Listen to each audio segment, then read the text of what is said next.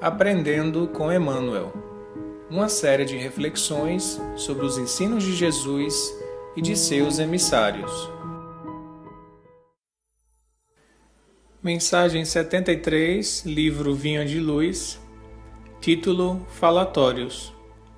Segunda carta de Timóteo, capítulo 2, versículo 16, diz Paulo: Mas evita os falatórios profanos, porque produzirão maior impiedade. O benfeitor espiritual Emmanuel, nessa mensagem 73 do livro Vinha de Luz, vai nos trazer considerações muito importantes a respeito do uso que nós fazemos da fala, esse instrumento que nós seres humanos possuímos para comunicação, para partilhar ideias, para partilhar sentimentos, emoções, desejos e também para, através do diálogo, construir um conhecimento coletivo, descobrir a verdade e proporcionar uma compreensão mútua que, em muitas ocasiões, só é possível de fato através de um diálogo franco, sincero e verdadeiro. Mas, infelizmente, a nossa humanidade em geral ainda faz mau uso desse instrumento divino que Deus nos concedeu, que é a palavra. Se nós resgatarmos nos contextos bíblicos a importância da palavra, nós vamos ver que foi através da palavra que Deus criou todas as coisas. No livro de Gênesis está escrito: E Deus disse, faça-se a luz, e a luz foi feita. E Deus disse, faça-se aquilo, e aquilo foi feito. E Deus disse, etc, etc. Então, é o poder do verbo no sentido de vibração. A palavra ela carrega em si uma vibração própria, dependendo de nossa tonalidade, da nossa intenção, e ela adquire realmente propriedades curativas ou destrutivas, como Emmanuel vai trazer no seu texto da mensagem 73. Ele inicia as considerações dizendo que é comum na atividade religiosa e científica a pesquisa pelos desequilíbrios do mundo e a busca para extinguir esses desequilíbrios no sentido de questões de saúde, como o álcool, como a sífilis, como epidemias que estragam a nossa saúde ou deprimem o nosso caráter, e é um esforço louvável que os nossos cientistas e religiosos empreendem para que tenhamos uma vida mais saudável, mais harmônica, mais feliz. Mas ele vai dizer o seguinte: não nos esqueçamos, porém, do falatório maligno, que sempre forma em derredor imensa família de elementos enfermiços ou aviltantes, à feição de vermes letais que proliferam no silêncio e operam nas sombras. Essa expressão proliferam no silêncio e operam nas sombras nos dão a dimensão do impacto e da permanência que a vibração da palavra tem, porque não é só naquele momento. Uma palavra mal colocada, uma expressão mal posicionada, ela vai repercutir por muito tempo, dependendo da pessoa que recebe, dependendo da sensibilidade daquela pessoa, da fragilidade. Uma palavrinha só pode ali desmoronar um processo de autodestruição, fazendo a pessoa ter baixa estima, fazendo a pessoa deixar de ter amor por si mesmo, rompendo relações de confiança, e isso a um médio e longo prazo, por causa de uma única palavra. Então, ela prolifera a sua ação, como diz Emmanuel, no silêncio e opera nas sombras. Então, fica aquela vibração pairando no ambiente como magnetismo inferior e afetando a pessoa que está fragilizada ou é receptiva a esse tipo de palavreado menos digno. Então nós temos um poder na palavra, tanto de curar, como também de fazer as pessoas adoecerem, uma vez que palavra é vibração, né? A gente muitas vezes escuta dizer: um tapa que fulano teria me dado não doeria tanto quanto essa palavra que ele disse. E é verdade, porque a palavra atinge a alma do outro. O tapa atinge apenas o nosso aspecto físico, corporal. E atingir a alma é atingir a nossa essência, o que nós temos de mais precioso. E Emmanuel disse que raras pessoas pensam nisso, no bom uso da palavra que deveriam fazer, né? Se a gente pensar na tríade pensamento, palavra e ação, tudo começando no pensamento, educando o pensamento, nós teríamos maiores condições de educar a palavra.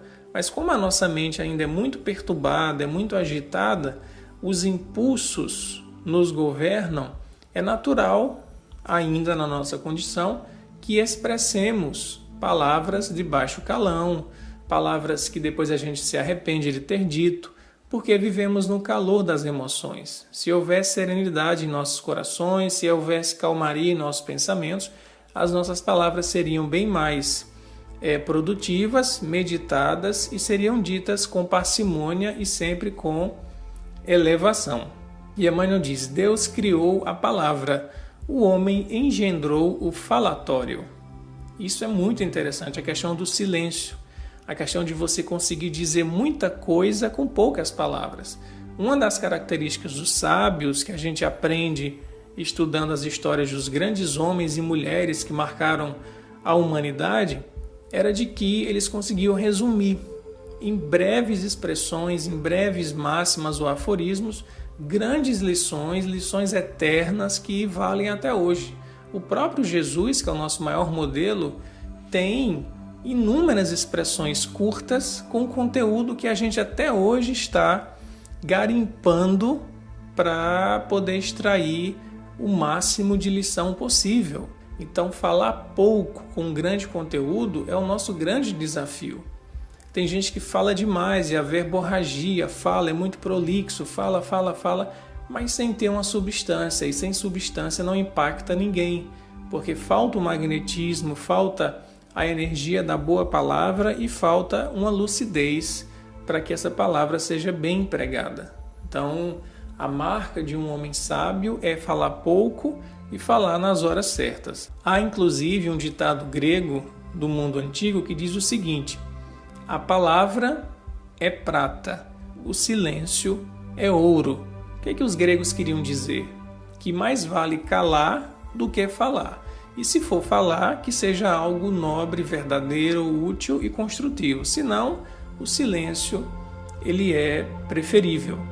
Emmanuel continua dizendo o seguinte: a palavra digna infunde consolação e vida. A murmuração perniciosa propicia a morte. Quantos de nós não fica só lamentando: mas eu perdi meu emprego, eu perdi meu marido, eu perdi meu filho, mas essa vida está difícil, a política não anda, a gente não pode confiar mais em ninguém, e fica lamentando, murmurando. E cada lamentação, cada murmúrio desse gera em torno da própria pessoa uma onda mental, uma onda magnética de inferioridade.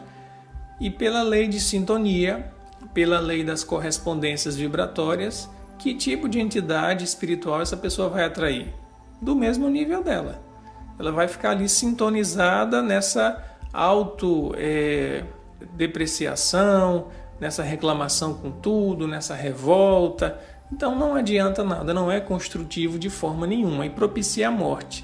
Morte aqui, quando Emmanuel está dizendo, não é no sentido de morrer, de você naquela hora vai desencarnar, né? Morte é no sentido de você perder qualidade de vida. A gente encontra muito a expressão bíblica morte e a expressão bíblica vida, significando qualidade, consciência, despertar espiritual. Então, uma pessoa que está viva, espiritualmente falando, é uma pessoa que vive perante a sua consciência, perante as leis de Deus. Uma pessoa morta é aquela que vive, na expressão bíblica, no pecado, nos excessos, nos descomedimentos e etc. né? Então, é alguém que vive realmente um estado de falta de vida. E Jesus disse que tinha vindo para nós para nos dar vida em abundância, nos tirar desse estado de morbidez, de autodepreciação, de autovitimização, de reclamação e nos colocar numa situação ativa para que a gente possa assumir as nossas problemáticas e sermos os autores da nossa transformação moral. E Emmanuel traz uma reflexão já no final do seu texto, dizendo o seguinte: se o álcool embriaga os viciosos, aniquilando-lhes as energias, que dizer da língua transviada do bem que destrói vigorosas sementeiras de felicidade e sabedoria, amor e paz? Se há educadores preocupados com a intromissão da sífilis, por que a indiferença alusiva aos desvarios da conversação? Então, a educação espírita ela é vista de forma integral. É preciso ter uma saúde, é preciso ter uma consciência tanto corporal como espiritual, e sobretudo espiritual. Porque as nossas mazelas espirituais vão ter uma repercussão no corpo físico, na forma de doenças, na forma de alergias, na forma de transtornos, na forma de disfunções orgânicas, enfim. Então, o cuidado moral, desde o pensamento, passando pela palavra, é de suma importância. Não adianta ter só as taxas de colesterol, de pressão, de glicose, ok, como diz a medicina. É preciso ter também as nossas taxas de vibração mental em alta sintonia, altas taxas de vibração positiva, né? E a palavra se inclui nisso porque a palavra é, como dissemos, vibração. E é justamente isso que Emmanuel fala no final do seu texto. Em toda parte, a palavra é índice de nossa posição evolutiva. Vejam que importante isso. Quer saber a evolução de alguém? Veja como ele se expressa. Veja as palavras que ele usa. Veja a forma como ele se coloca.